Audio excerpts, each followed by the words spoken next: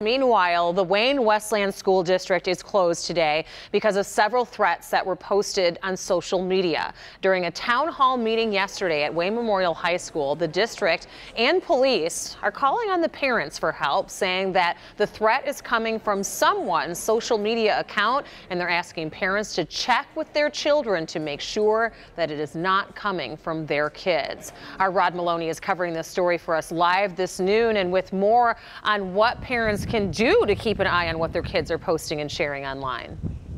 Yeah, you know, Ron, it's been a bad couple of days here. Not just the situation here in Westland, but at L'Anse Creuse. There's a juvenile in custody, held without bond for making bomb threats against the Northern High School there.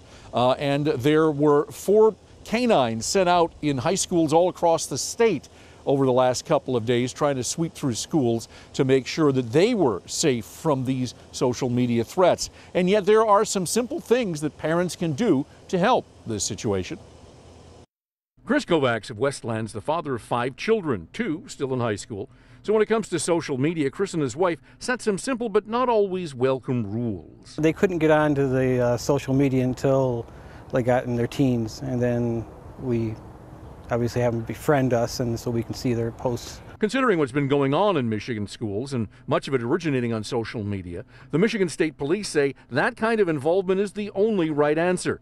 Trooper Mike Shaw takes it a step farther. You're responsible to look at their social media, know their password, go into their sites and see what they're doing.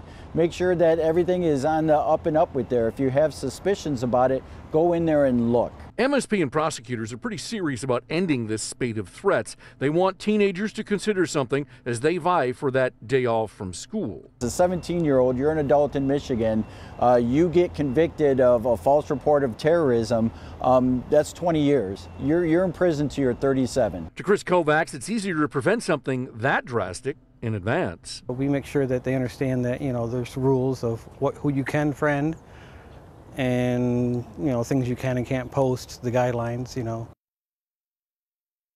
Now, one of the things that they're saying to the parents is that if you do find something either suspicious or wrong or even a threat, that you do not, 1, repost it, because that could just make the problem worse, and 2, make sure you call the police and let them in on this so that they can handle the situation. Because in the end, if you don't, you could be in trouble as well. Reporting live in Westland, Rod Maloney, Local 4. Difficult call to make on your own child, but the consequences can be so severe, Rod. Thank you.